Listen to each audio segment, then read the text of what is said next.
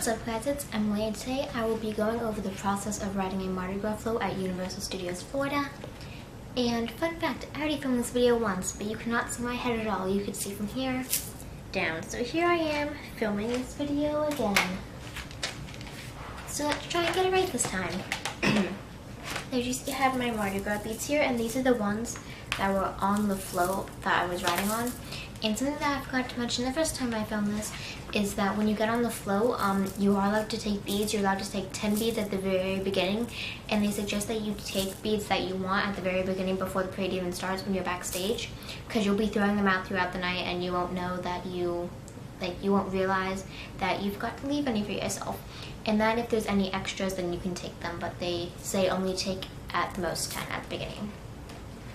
So the first thing is that to ride a Mardi Gras float, or to be guaranteed to get on a Mardi Gras float, you have to be an annual pass holder.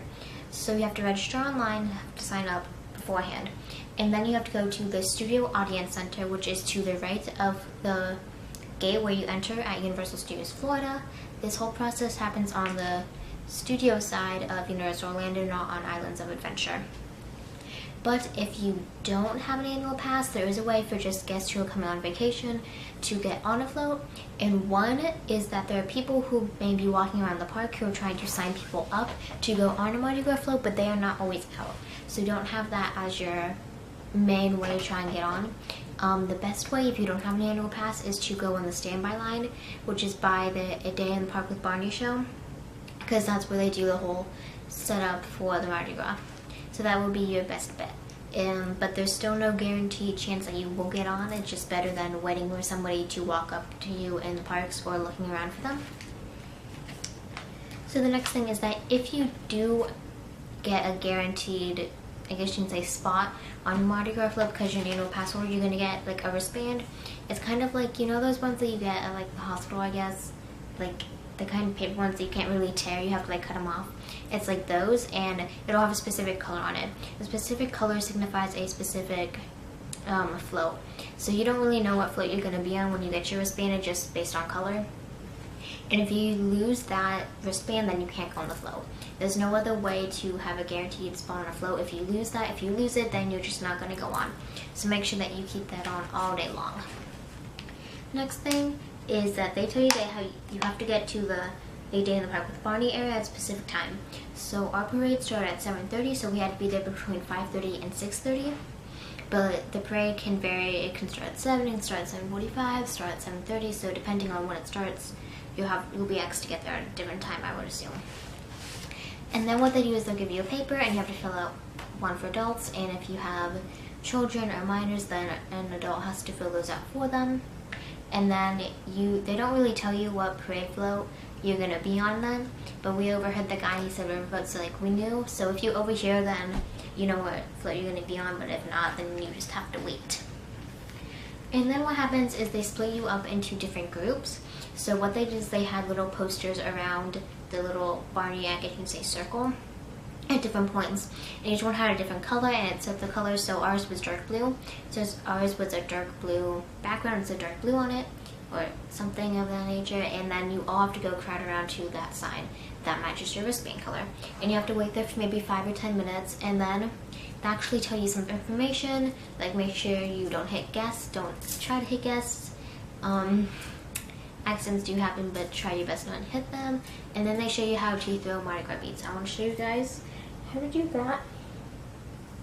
And they tell you this twice, but they say that the best way to do it is to either get it in a ball and do it underhand. You guys probably couldn't see that. Do it underhand. Or the way that my family did it is that you do it like a frisbee, so you throw it like that. And they said don't do it overhand. Just do it like frisbee or underhand. Those are the best ways. And then once they have gotten everybody into their groups, they will tell you what boat you are on or your float. And then they say, okay, you'll be on this float and follow these people who are going to be like the official people for your float. And you follow them backstage. Now there are multiple ways to get backstage, all depending on the float that you get on. So we were on the very first float, the Miss New Orleans, which is the riverboat float. So we had traditional Mardi Gras colors, and I believe we were the only group who went the way that we did, because I think we were on the float that was right in front because we were the first float, but we went behind the pizza company or the SpongeBob SquarePants store. But I have seen on a Tim Tracker video that they went behind the Curious George Goes to Town play area because they were the very last float. So it all depends. But then once you get backstage, there's of course no recording because it's backstage area. And then they're gonna have some like still people out there getting ready to go on because the parade's gonna start in like 15 to 20 minutes. And they give you costumes. They're not really costumes. It's kind of just something that you put over your head, over your actual clothes. And ours were gold because we were on the like traditional Mardi Gras float. So they were gold with green and purple accents like these Mardi Gras beads. And you just have to like tie it on the sides in a bow so that way it stays. And you want to make sure you tie it in a bow because the strings are very long and you don't want to like trip over them while you're on the float. And then what they do is they put you into kind of like sections.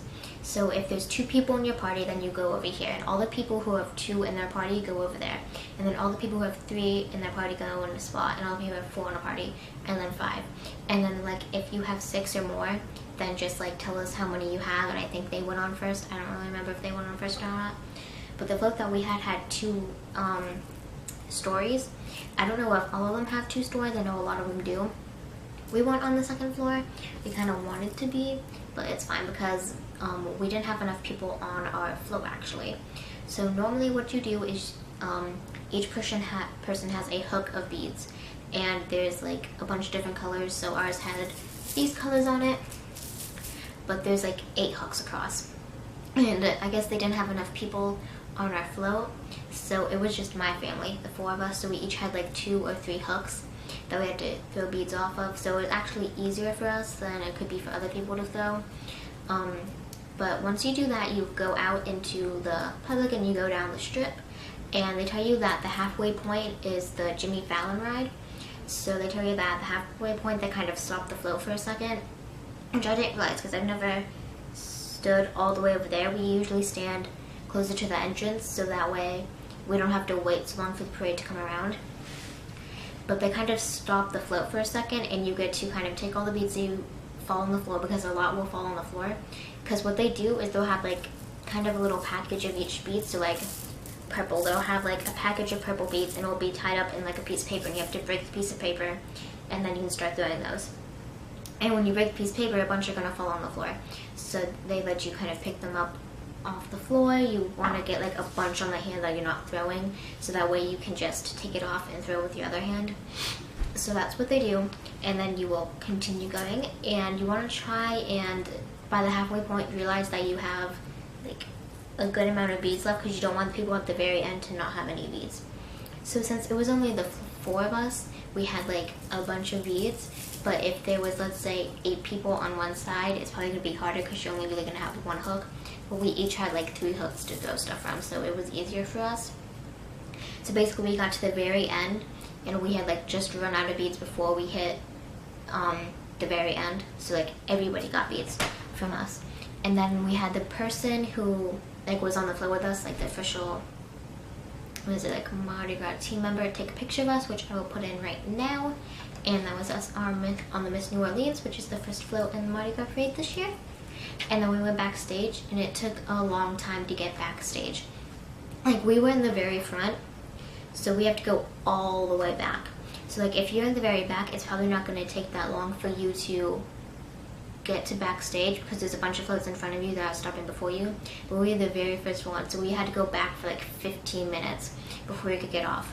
And then they have you take your costume off, and there's like this shawl, not like shawl, there's like a top part that's on it, and you have to like disconnect it, and that goes in one bag, and then the actual like thing that you put over you goes in another bag.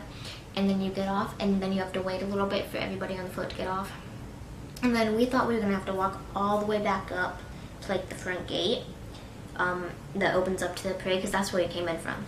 But we just walked a little bit for a couple minutes, and then we exited through the Curious George Goes to Town play area, and that's how we ended our nights. So I definitely loved going on a Mardi Gras float. It was a new experience that I would love to do again, because I've always been on the other side, having people throw beads at me, and that's what my family's always done, the Mardi Gras parade. And it was definitely an amazing experience. I would 100% recommend it for you guys to do. it's so cool to be on the other side, throwing the beads to people, and it's also really hard. Like my arm, not really my arm, but like my elbow right here hurts so bad after doing that because I was really throwing it. I didn't realize that. Like I thought I was gonna be really bad at throwing it, but I was actually pretty good. Or like I would try and throw it to somebody and I would get it, and I'm like, wow, I don't know how I did that. But you guys should definitely do that if you're ever at Universal during Mardi Gras. And Mardi Gras can be anywhere from March, like it can start in March and end in May, it can start in February and end in April. It all depends on the year. So this year it started in it started in February, like early February or mid-February, and it's going to end April 4th. So you guys probably won't be able to do Mardi Gras this year, but hopefully next year you will. But I hope you guys enjoyed today's video, and I will see you in the next one. Remember, if you can dream it, you can do it. Bye!